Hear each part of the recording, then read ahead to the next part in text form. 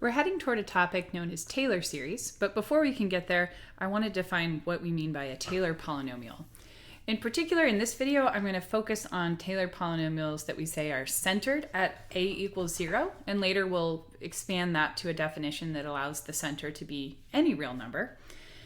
And to begin with, let's just remember what we mean by a polynomial. So I'm not talking about a Taylor polynomial here, but simply a polynomial of degree n.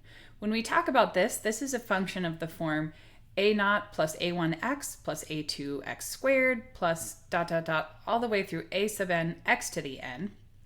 And n, the degree, we see as the highest power on x. And notice that when we're talking about a polynomial, the assumption is that the degree is a non-negative whole number. So we can only have exponents of the form 0, 1, 2, 3, etc. And of course, there has to be some kind of finite degree, so this has finitely many things added together. The coefficients, on the other hand, can really be any real number. And in general, if we're saying that it is an nth degree polynomial, the assumption is that at least a sub n is non-zero. The other coefficients could certainly be 0. So there's something to be said about a polynomial. In general, polynomials have very nice behavior. They're typically relatively easy to graph in comparison to non-polynomial functions. We often can quickly find out things about their end behavior. And so when we're talking about Taylor polynomials, we have the goal in mind of trying to make more things behave like polynomials. So what I mean by that is, let's assume we have a function that is not a polynomial, and our goal is to find the polynomial that best approximates f of x. And because we're going to look at polynomials, as we say, centered at 0, I'm going to focus on that being the best approximation for f of x for x values that are near x equals 0. So of course, near is vague, but the idea is that the closer to 0, we're going to hope that the better our approximation is. So when we think about this, we can build up to what we like to call the nth degree polynomial. So I just say find the best polynomial. Well, let's focus on the degree. So if I want to find the first degree polynomial that best approximates f of x near x equals 0, I first note that a first degree polynomial is of the form a constant a sub 0 plus another constant a1 times x. And I'll point out that this is actually a big topic in Calc 1, finding the line that best approximates a given function near x equals 0. This is the same thing as the line tangent to f of x at x equals 0. So we've seen this before. Let's remind ourselves of that formula. So here, maybe I'll sketch a picture here. Thinking about what the tangent line should look like, again, if we have an idea of what f of x looks like, for simplicity, let's suppose this is f of x, and let's assume this is 0. What we think about as the line tangent to f at 0 is that it must pass through the point 0, f of 0, and the slope of this line should be equal to the derivative of f at 0. So this would be my visualization of p1 of x. Now, if you think about the fact that we know the slope and we know that it must pass through the point 0, f of 0, then I can quickly write down a formula using point slope form that we need this polynomial to be equal to f of 0 plus f prime of 0 times x. So this is going to be what we consider the best approximation of f of x near x equals 0. When I say best approximation, I should say best linear approximation. And so notice some features of this. Of course, we require that these two things, the p1 of x and f of x, are exactly equal at 0. And you can see that if we're really close to x equals 0, the pink line and the black curve are pretty close. And then as we move away from 0, we're not necessarily guaranteed that we're still going to have a good approximation of the black curve by the pink line there. One thing that's very limiting about a tangent line is, of course, that there's no bendiness to it. This curve bends upward, and so the line has no chance of following that trend. With that in mind, we might then want to think about still having a polynomial approximation, but increasing the degree of the polynomial. So, oops, skip ahead here. The second degree, so thinking about the second degree Taylor polynomial here, if I want to find the polynomial of degree 2 that best approximates f of x near x equals 0, I'm going to start off by just writing down an arbitrary degree 2 polynomial, a0 plus a1x plus a2x squared.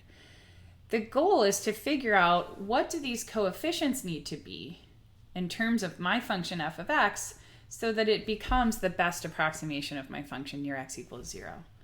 Well, we can try to build off of some intuition we're gaining from our first degree polynomial. So I'll note that based off of our first degree polynomial, which was the last example, well, if you think about what we did there, let's go back to it. So what did we find? And I'll put it maybe over here.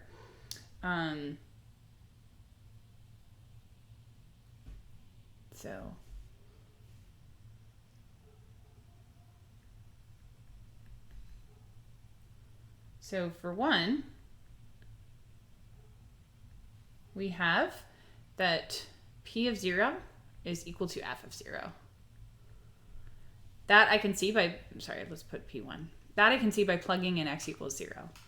If you take the derivative of p1 of x, you're going to get a constant derivative of f prime of 0. So certainly, if I plug in 0 to that constant function, I get this. So checking the boxed equation, we can verify that these two bullet points are true. And what I alluded to is that any higher order derivative of the pink line is going to be 0 because it is only a linear function.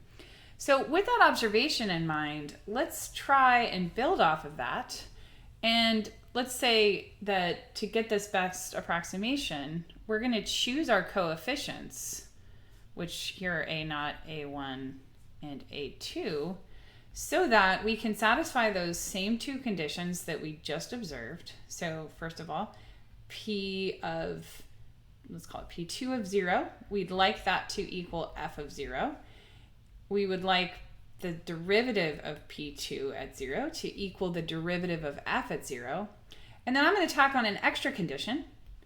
Let's ensure that the second derivatives are equal at 0. And again, we couldn't do that with the previous example because the linear function had second derivative 0. So I have three unknowns here, but now I'm establishing a system of three equations.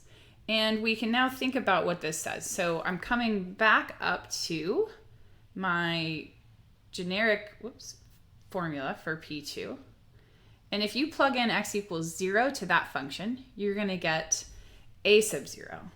So to satisfy this first equation, we need to choose a sub 0 to equal f of 0. If I take the first derivative of P2, that's going to equal a1 plus 2a2x. If you plug in 0 to that first derivative, then you're going to get a1. So in order to satisfy the second equation, we need to choose our coefficient a1 to be equal to f prime of 0. And then finally, if you find the second derivative of p2 of x, it's again a constant function, 2a2. So certainly plugging in 0, we still get that same constant. So in order to satisfy this last condition, we need 2a2 to equal the second derivative of f at 0. And since I'm trying to find a formula for my coefficients, let's isolate a2 as the second derivative divided by 2. So that means that following the trend we had above, our best quadratic approximation all I'm doing here is I'm going to write what I've boxed in pink, but I'm going to replace those green coefficients with what we solved them to be here. So that would look like f of 0 plus f prime of 0 times x plus f double prime of 0 over 2 times x squared.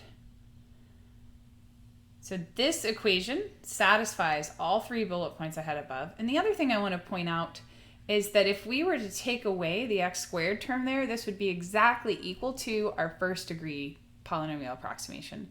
So there's something nice about that growth here. Essentially what we've done is just tacked on an extra term, and consequently this resulting polynomial will now have some curvature, which our first degree polynomial did not. So we could then consider going to a third degree or a fourth degree and so on. And in particular, what we'd like to come up with here is a nice formula that would give us the best nth degree polynomial that approximates f of x near 0. So much like we started to do with the second degree, I'm going to kind of put in some assumptions about what I'd like to be true based off of our first and second degree work. So again, given this setup, we'll choose these coefficients, which now we have a naught through a sub n. So we're going to choose these coefficients so that we satisfy many things. So here I need to have a system of n plus 1 equations to solve for my n plus 1 unknowns. So we want p sub n of 0 to equal f of 0. We want p sub n prime of 0 to equal f prime of 0. We want the second derivatives to equal at 0. We want the third derivatives to equal at 0, and so on. So we can start to think about what that would say about our equation. So for the first bullet, plug in, again, let me box this here. If I plug in 0 for x, this will evaluate to just a sub 0. So in order to satisfy this, we yet again need to choose our constant term a sub 0 to equal f of 0. Much like I did before, in each successive step, I want to have an idea of what the appropriate derivative of p sub n of x is. So the first derivative of what I've boxed in pink there, note will be a1 plus 2a2x plus 3a3x squared and so on. And then this last term will have been knocked down to n a sub n x to the n minus 1. If we plug in 0 to that, we're going to get a sub 1. So we need a1 to equal f prime of 0 in order to satisfy this second condition. Let's take the second derivative of our polynomial, in which case we'll get 2a2 plus 6a3x plus etc. And this last term will be now n times n minus 1, a sub n x to the n minus 2. If we plug in 0 to that polynomial, or the second derivative there, we're going to get 2a2. In order to satisfy this bullet, we need this to be equal to the second derivative of f at 0. And consequently, we choose a2 to be the second derivative of f at 0 divided by 2. All of this matches what we found for our second degree polynomial, which makes sense because we observed that going from the first to the second, we actually just tacked on extra terms. So let's think about what happens after this. And of course, I don't have a fixed stopping point other than this arbitrary n, so the hope is that we can observe some kind of pattern. If I find now the third derivative of my polynomial, I'm going to get 6a3 plus n times n minus 1 times n minus 2 a sub n x to the n minus 3. So we keep reducing the number of terms the more derivatives we take. And notice that when I plug in 0 to this p sub n, the third derivative of that function, we get 6a3. And in order to satisfy this current bullet point, we need to set that equal to the third derivative of f at 0. And if I'm going to isolate a sub 3, we're going to get a sub 3 equals the third derivative of f at 0 divided by 6. So it would be nice to be able to observe a pattern so that we could kind of find a general, maybe I don't need to do that there. I don't care so much about the polynomial, but what I really care about is what are we going to let the general coefficient equal? So if we look back at what we have, it could have been convincing when we got to this, let's identify, so we now have seen the coefficient a3, we found the coefficient a2, a1, and a0. So what I'd like to focus on is the pattern and how it relates to the subscript of a. So when we found a sub 2, we might have convinced ourselves that we were dividing the appropriate derivative by the subscript 2, but that quickly falls away not only with a sub 0, but also with a sub 3. And if you start to notice the pattern, and in particular the pattern that's happening here, every time I take a derivative, I'm bringing down the next smallest integer value. And so with that in mind, that reminds me of a factorial. And in particular, remember that the 3 factorial is 6. And 2 factorial is 2.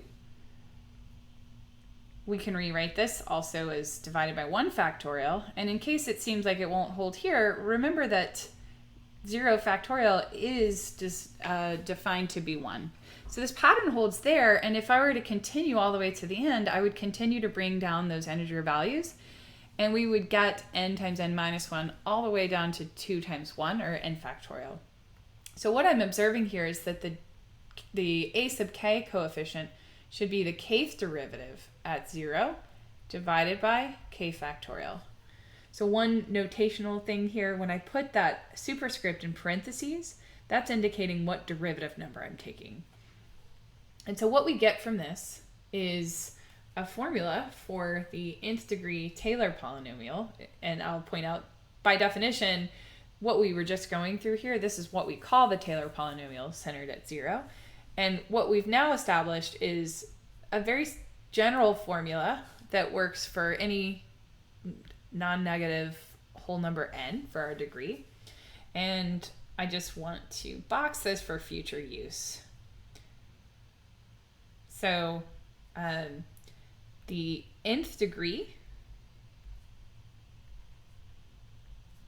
Taylor polynomial